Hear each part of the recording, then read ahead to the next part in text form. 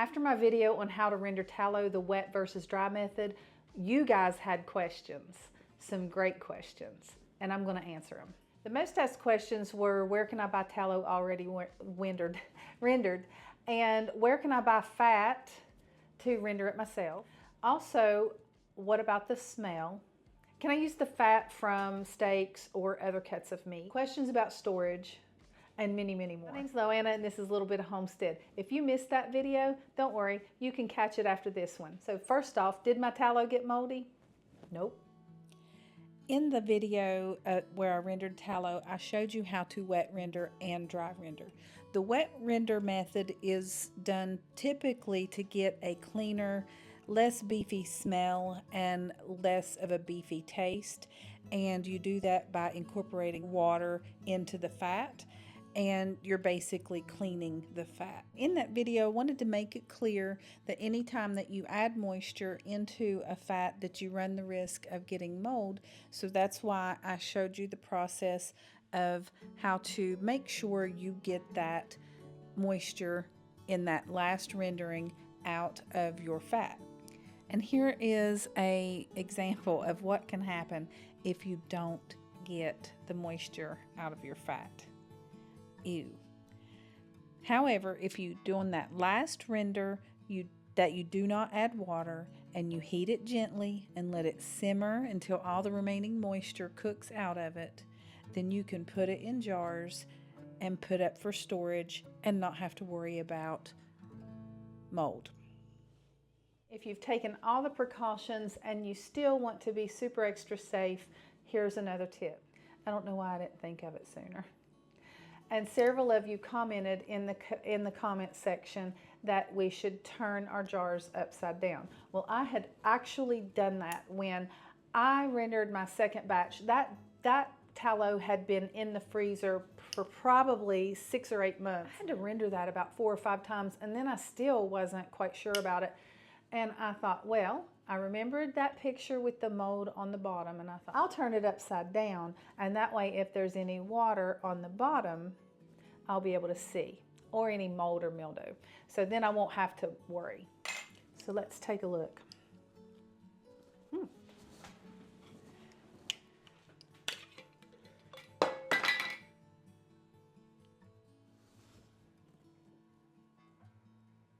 No water. Let's check this one. Is this the right one? No. Clean. If there was moisture or yuck, you'd be able to see it. Great tip, guys. Thanks. The comment section is great. We can learn a lot from each other. And also, it turns out I really like the wet rendering method. Another question was during the wet render, like when you pour it into the bowl and chill it and then get it out and take the water and clean off the bottom. How many times do you need to do that? As many times as needed until it is completely clean. I apologize because in that last video, I don't think I made that clear enough. I rendered it 2 times because that fat was actually super clean. And in the batch that I did since I made that video, I had to render that one like 5 times. And I'm sorry that I didn't make that clear enough in the video. You render it as many times as you need to. It's not going to hurt it. Just make sure that bottom's clean. How much salt? Well, that just depends, and it's really no hard set rule. It depends on how much you're doing.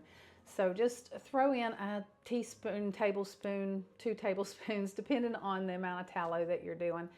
It'll be fine. You don't have to overthink it. You got it. So why is my tallow yellow? Or why is it white? So you can see the difference in color. So why is that? Well, it just depends on the breed of the cow, what the cow's eating, the time of the year. Say if it's one coming off of summertime where they've spent a lot of time outdoors with the sun shining, eating all the fresh green grass, then their tallow might be a little more yellow. It all depends. Doesn't matter.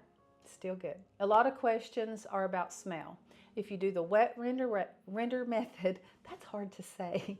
If you do the wet method, you are going to have significantly less smell.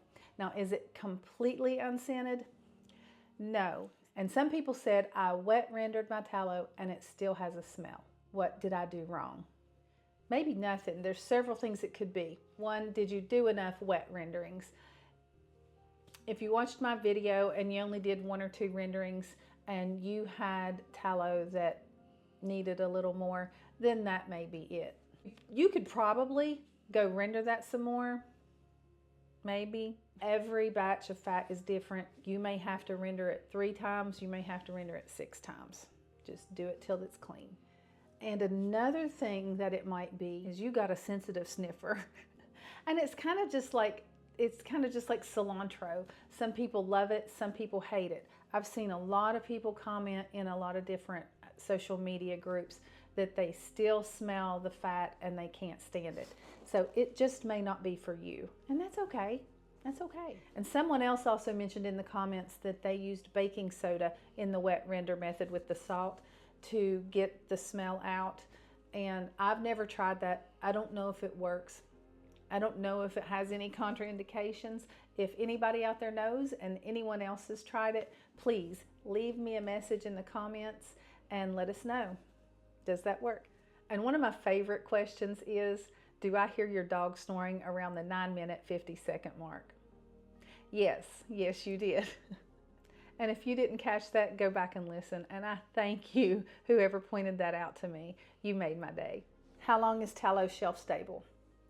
Well, if it's done correctly, they say up to a year. Now, it could go longer. I mean, it really could. But just like any oil, because of the nature of fats and oils, whether it's you buy it at the store, they do have a shorter shelf life. They can't store for long periods of time.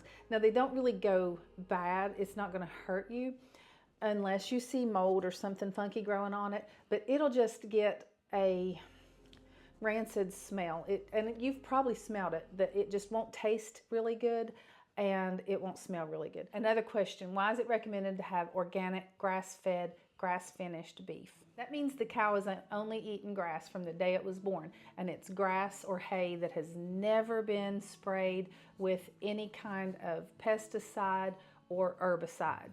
And an herbicide is something that kills the weeds. It's called a broadleaf herbicide, and it is very, very, very toxic. It stays in the animals, and the animals store all of their toxins in their fat. When an animal's being grass-fed and grass-finished, it does not have a lot of fat, especially around its organs, and that is why it's expensive. And people ask, can I use grass-fed, grain-finished? Well, this may be controversial, so let's get controversial. First of all, what is grass-fed, grain-finished? From the time the calf is born, it has its mother's milk, it's eating grass, and then in the last 3 months of its life, a lot of times they will put the animal in a confined space and feed it a lot of grain so it will fatten up. There's also cows that have their mother's milk, they're grass-fed, and for the last little bit of their life, they're fed some grain and they're not really contained. They're just fed some grain, so they still have the free range and they will have a little less fat than the one that has been put up. That's the one reason where I like to say when you know how a cow is raised, even though it may not say organic, but you have a trusted farmer that their reputation is on the line, and if they tell you they don't spray their fields and then they feed a little bit of grain at the end of the life, the only thing that is compromising that is the grain. So what that means is the last bit of that animal's life, it's had grains that probably have had pesticides or herbicides or both sprayed on it. And that is going to be stored into their fat. And it really doesn't take long for that to build up in their fat. That's why it's important to build relationships and know how the animal you're getting your fat from has been taken care of. So I wanted you to have that information so you can make the best choice for you. You just got to do the best you can do, and I guarantee it's an improvement over the commercially processed food that we're getting in the grocery store or the seed oils. You just got to strive to do the best you can with the resources you have when you can. Next question, do I wash the bar towels that I strained the fat through? No, I don't. And in that video, I don't know, I couldn't find my little pieces and I just used that great big towel. I normally don't do that. I buy those big towels and I think it's a pack of 5, maybe 4 for $5. They're bar towels, 100% cotton, and I get them at Walmart. And I cut those into pieces. I like using that when I use anything to strain that way. And you can wash them, but if it's something that you don't want to fool with washing, you've got 11 or 12 cents and you can throw it away. However, some of you mentioned several things you could do with that fat soaked piece of cloth. And here's a few options. One of the things mentioned was you could take it and condition your cutting board. Just rub that on there and that soaks into the wood and it's really good for it. A friend of mine told me just yesterday that her son he was out of the conditioning stuff he used on his leather shoes, and she said, I got you covered. And she used her tallow on the leather shoes and he was impressed. But he did go Google it, and it is something that people used to do to condition leather. So you could save your little pieces and use it on your leather. And I keep a cotton rag in a mason jar, and when I cook in my cast iron, after I cook and clean them, I put them on heat and let them get hot and make sure it pulls all the moisture out of the cast iron. Then I take that rag soaked with tallow and I rub it all in on the hot cast iron, and it seals and conditions my cast iron. So I won't throw those away anymore. I'll save them for my cast iron. What's the difference between lard and tallow? Lard is from a pig, and tallow comes from a ruminant animal. That is an animal that just eats grass. A cow, sheep, I think elk, bison, anything that eats specifically grass, and I think it has like 2 stomachs. So that's a ruminant animal. Sorry, it does not have 2 stomachs. It has 4 chambers within its stomach. And tallow, this leads to the big question coming up, is specifically the fat that you find around the organ meat. It is around the kidneys, and it is hard, and it looks different than the other fat of the cow. Where can I get it from? That's a good question, and I've run into trouble trying to find good sources to link you guys to. So my recommendation is, it is possible to find tallow in the grocery store. This is Walmart, and I did find one that I find is a pretty decent tallow. When shopping for tallow, you want to read your labels. Some of the things you want to look for. I like it in a glass container. I also like to read the ingredients and make sure it doesn't have any deodorizers or any extra ingredients. It should just say tallow. Now, when you open your tallow, you want it to feel hard. You don't want it to be soft or mushy. I will show you later why that is and go into more detail about that later in the video. This is a pretty decent tallow. It is not organic, but it is grass-fed, grass-finished. Here is another tallow that I found that you can get on Amazon. You can get the other one as well, and its ingredients is just tallow, and it has no deodorizers, and it looks pretty good as well. I'm sure there's many out there. These are just some guidelines for you to look at when you're choosing your tallow. It's so complicated anymore, and it shouldn't be. One of the ways to get some fat if you want to render some tallow for yourself is a local butcher.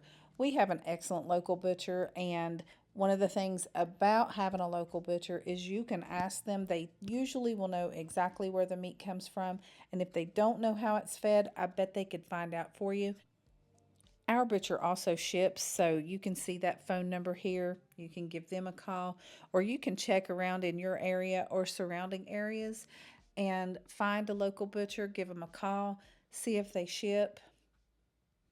Worth a try.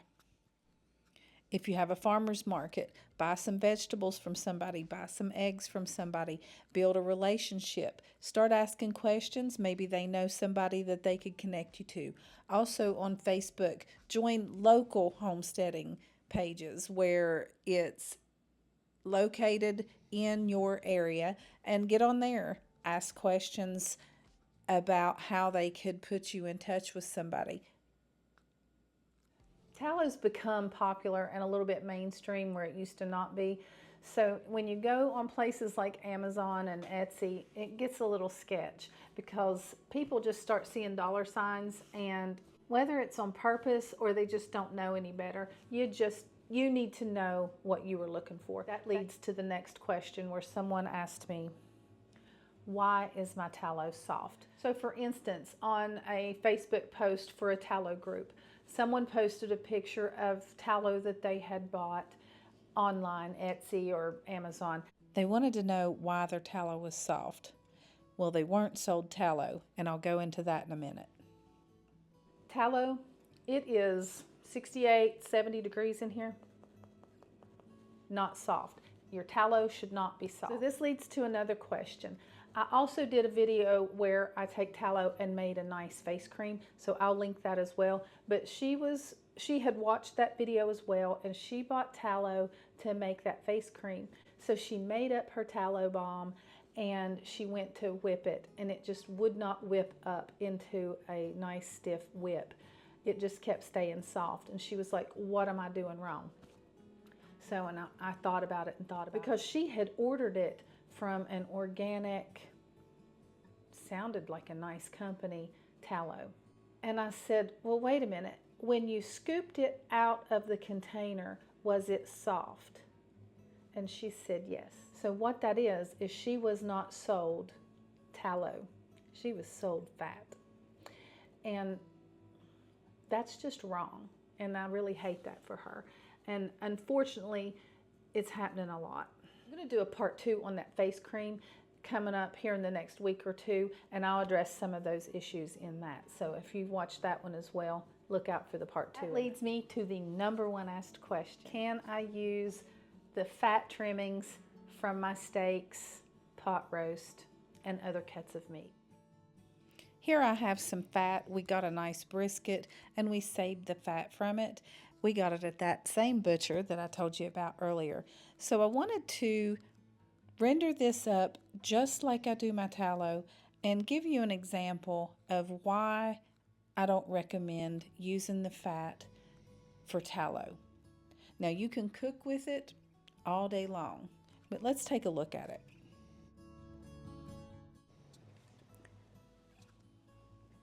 First, I'm going to cut up the fat into small chunks, and we're going to get that in the crock pot. Just like in the other video, you can probably already tell this fat cuts up really easily. And if you've done any cooking, you know that fat on your steaks and other cuts of meat, it's pretty soft. Tallow is not. Now let's see how this cooks up. We're going to get this in this bowl, get it in the refrigerator, and see what we end up with on the bottom of this fat. Let's take a look. Now you can see there's quite a bit of debris, meat, just kind of junk that we want to clean off of here. And that is drastically different than when you do the tallow. So there's a lot more junk in this fat. And you can also see here that the fat it's softer. So I think you can already see where I'm getting at, why the people had bought a supposed tallow and it was soft. Now let's take a look at the difference of these after I got it jarred up and it cooled. Now you can see super soft. Super soft. And it feels real greasy. And here's the tallow. You can see it's really firm and it's not slick greasy.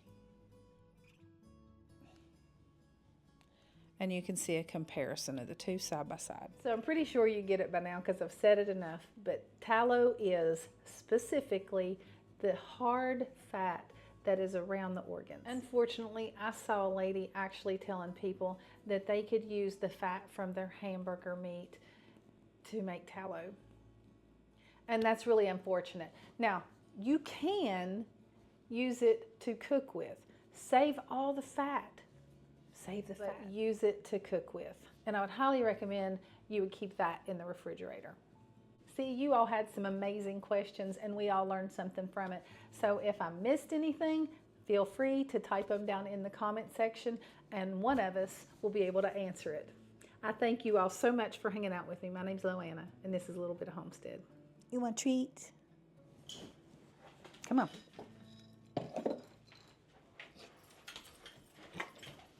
All right.